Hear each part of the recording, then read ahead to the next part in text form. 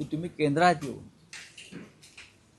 मनुष्यबळ विकास मंत्रालय, त्याला शिक्षण खातं म्हणत नाहीत, त्याला HRD मिनिस्ट्री म्हणतात. आणि खूप मोठं खातं आहे. पहिल्या 5 खात्यांमधलं ते खातं आहे, डिपार्टमेंट आहे. मनुष्यबळ विकास खात्याचं जबाबदारी आपण घ्यावी अशी त्यांना मोदींनी सूचना केलेली आहे.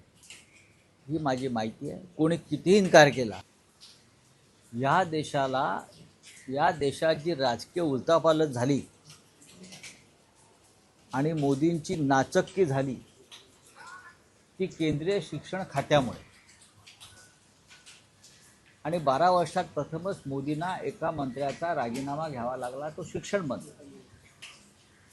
या देशातला विद्यार्थी आणि तरुण इन्किलाब जिंदाबादच्या घोषणा देत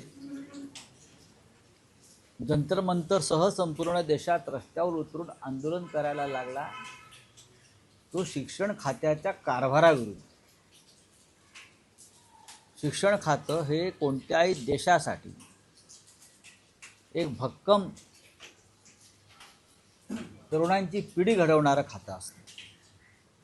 कोट्यावधी तरुणांचं भविष्य त्या खात्याशी संबंधित असतं आणि तिथेच वाळवी लागली आणि मोदींना माघार घ्यावी लागली. मोदींचा पराभव केला तरुणांनी.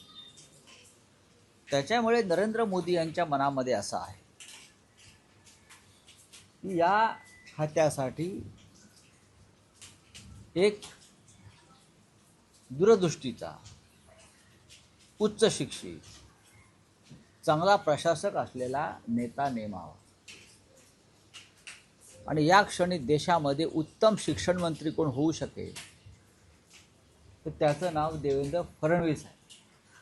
हे नरेंद्र मोदींनाही माहिती आहे. आणि दिल्लीतली जी माझी माहिती आहे त्यानुसार प्रधानमंत्री मोदींनी या संदर्भात राज्याच्या मुख्यमंत्र्यांशी चर्चा केली की तुम्ही केंद्रात येऊन मनुष्यबळ विकास मंत्रालय, त्याला शिक्षण खातं म्हणत नाहीत, त्याला HRD मिनिस्ट्री म्हणतात. आणि खूप मोठं खातं आहे. पहिल्या 5 खात्यांमधलं ते खातं आहे, डिपार्टमेंट आहे.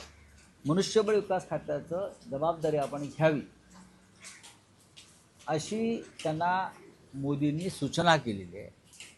ही माझी माहिती आहे. कोणी कितीही इन्कार केला तरी माझी माहिती पक्की आहे. महाराष्ट्रातील सर्व बातम्यांचे विश्वासार्ह व्यासपीठ, सकाळच्या सर्व सोशल मीडिया प्लॅटफॉर्मला लाईक, फॉलो आणि सबस्क्राईब करा. तसंच सर्व नोटिफिकेशनसाठी बेल आयकॉन प्रेस करायला विसरू नका.